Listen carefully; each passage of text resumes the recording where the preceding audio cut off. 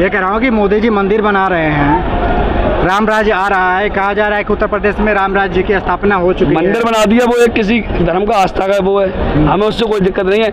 मैं अपने लोगों से बस यही कहना चाहूँगा आपके चैनल के माध्यम से कि मंदिर जाने से हमारा उद्धार नहीं होगा, हमारा उद्धार होगा कॉलेज स्कूल जाने से।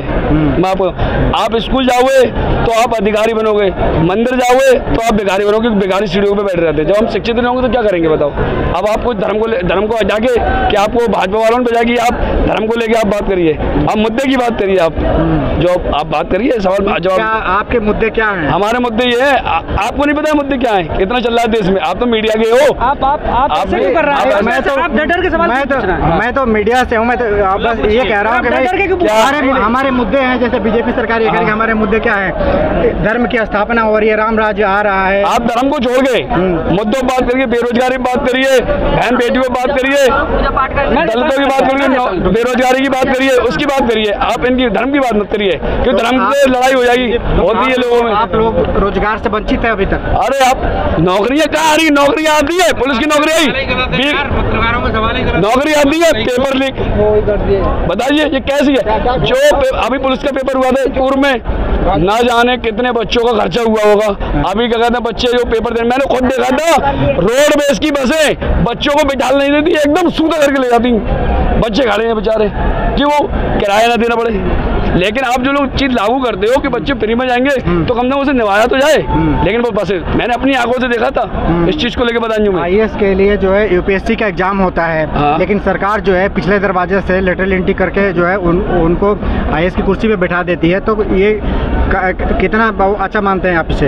ये बिल्कुल गलत है। ये तो वो लोकतंत्र के लिए, अरे लोकतंत्र के लिए तो ये खतरा है, ये तो है ना बिल्कुल। ये तो वो काम कर रही है कि रानी के पेट से राजा पैदा कर रही है, तो कि रानी के पेट से राजा पैदा होगा।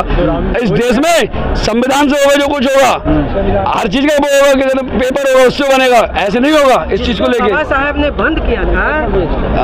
क्या कहना चाह रहे हैं? देखिए पहले तो मुझे आप डरे से लग रहा है। बोलिए। आपके सवाल ही थोड़े वो नहीं है। जैसे क्या सवाल कर? आज यहाँ पर कोई हम मंदिर मस्जिद के लिए नहीं आए हैं। मंदिर मस्जिद किसी की आस्था का विषय हो सकता है, लेकिन देश का विकास, बच्चों का भविष्य, आने वाली पीढ़ी का भविष्य और देश की इसकी अर्थव्यवस्था के लिए आज लड़ाई है ये। अच्छा। आज हमारे जो संविधान के अधिकार है उनको खत्म किया जा रहा है। एक सरकार है निकम्मी सरकार, आप दिखा सके चैनल को तो दिखाना, ये निकम्मी सरकार हमारे अधिकारों को ऐसे खत्म कर रही है। एक बात मैं बता दूं आपको कि हमारे चैनल का नाम है सत्य संवाद जी, हम सच दिखाते हैं। कैसे हमारा सवाल, हमारा चूंकि काम है क्रॉस क्वेश्चन करना। मीडिया बिकी वो 50%। ये भाई साहब कह रहे हैं कि मीडिया बिकी हुई है। मैं मानता हूं कि मेन स्ट्रीम मीडिया जो है, लोगों का ऐसा मानना है कि वो बिकी हुई है और कुछ हद तक देखा भी जा रहा है। लेकिन हमारा है सोशल मीडिया और हमारा चैनल का नाम है सत्य संवाद और हमेशा ही सच दिखाते हैं। इसके लिए मेरा जवाब देता हूं, इसके लिए मेरा सर कलम भी हो जाएगा जब भी मैं सच दिखाऊंगा। यही हमारी हकीकत है। अब मैं आपसे सुनिए, देखिए आज मैंने आपसे इसलिए कहा कि यह मुद्दा दूसरा, आप मुद्दा कोई और लिए बैठे थे। मंदिर क्या है? मंदिर आस्था का विषय है। आप वही मंदिर, भाई मैं इसलिए पूछ रहा था ना, सुन लो मैं इसलिए पूछ रहा था ना, देखो मैं निष्पक्ष पत्रकार हूँ, मैं इसलिए कह रहा था कि आप यहाँ आके बोल रहे हो, अच्छी बातें कह रहे हो, लेकिन आपके घर में जाकर के जो है जाके देखूंगा ना तो वहाँ पे मूर्ति मिलेगी, वहाँ ये सच्चाई है 90%, ये सच्चाई है, इसको मानिए। दलित समाज की मैं बात कर रहा हूँ, दलित समाज की बात कर रहा हूँ कि 90% घरों में जा करके देखिए। अगर क्या कहते हैं किसी ने भगवान की फोटो वगैरह रख ली तो वो हिंदू नहीं है क्या? अगर रख लिया, भाजपा के लोग मानते हैं हिंदू, किसी की आस्था का वो है, उससे क्या मतलब हमारा? देखो कोई हमारा समाज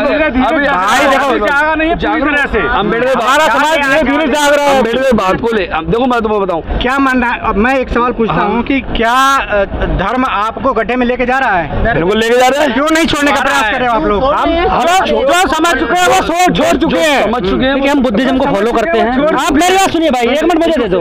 हम बुद्धिज्म को फॉलो करते हैं। मैं किसी की व्यक्तिगत नहीं जा रहा कौन क्या करता है, मैं अपनी बात कर सकता हूँ। आप चलिए मेरे घर पे आके, आपके घर में मिलेंगे, हम फुल्ली कैडराइज और बुद्धिज्म के लोग हैं। मेरा मतलब यह है कि आज ना मैं धर्म की बात करना चाहता, ना मैं किसी और की बात करना चाहता, मैं बात करना चाहता हूँ सरकार के जो अत्याचार हो रहा है उनकी, हमारे हक और अधिकार।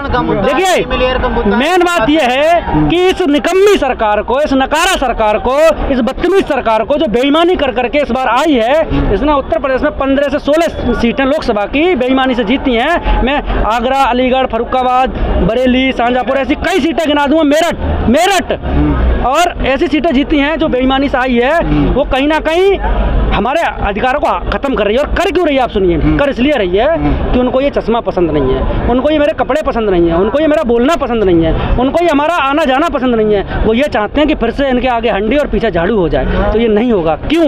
क्योंकि हमारे पास बाबा साहब का दिया हुआ मजबूत संविधान है। मुझे बाबा साहब की लिखी हुई एक बात ध्यान है। बाबा साहब ने कहा था कि हे मेरे देश के बच्चों, हे मेरे अम्बेडकर वादियों, हे मेरे बहुजन समाज के लोगों, मैंने आपको जो संविधान दिया है उसको आप अगर बढ़ने ना दें तो इसको खत्म मत होने देना। और ये सरकार खत्म करने का काम कर रही है। मैं आपको आश्वासन देता हूँ आपके चैनल से, मैं भीम आर्मी का एक छोटा सा कार्यकर्ता हूँ, जिला प्रभारी भीम आर्मी का रहा हूँ, अब नहीं हूँ, लेकिन फिर भी मैं निस्वार्थ काम कर रहा हूँ भीम आर्मी के लिए। मैं आपको आश्वासन देता हूँ जब जब ये सरकार हमारे अधिकारों को पर ऐसे बार करेगी, ये देखना आप इस समाज की ताकत, ये समाज ऐसे इकट्ठा होकर के दिल्ली को अभी तो नीला किया है, लाल भी कर देंगे।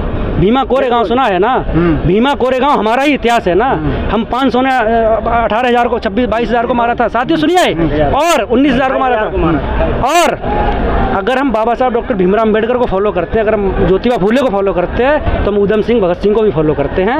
हम तलवार से भी लड़ते हैं। माननीय काशीराम साहब ने एक बात कही थी कि अगर तुम्हें सदन में जगह ना हो, तुम्हें संसद में जगह ना हो, एक मिनट, नहीं सही, अगर तुम्हें संसद में जगह ना हो, मेरे बाबा आइए, ऐसे लोगों को कौन सामने दिखाएगा मीडिया के? ऐसे लोगों की आवाज दबाई जा रही है, ऐसी लोगों की आवाज दबाई जा रही है। कहाँ ऐसे लोगों को देखते हैं? हमें तो मीडिया से माइक छीन के बोलना पड़ता है, और आप लोग कोठियों में ऐसे जाते हैं बैठने में, चाय नाश्ता पिस्ता पेटीएम पे पापा ने 5,000 फोन पे किए, ऐसा होता है। एक मिनट, और रही बात अहम, मैं फिर कहना चाहूँगा आपसे, जब जब ये सरकार ऐसे अत्याचार करेगी, मैं धन्यवाद देता हूँ इस सरकार का और सुप्रीम कोर्ट का। इसने हमारे खिलाफ ये काले कानून ला करके हमें एहसास कराया कि हमारा समाज कितना दमदार है और कितना इकट्ठा हो सकता है।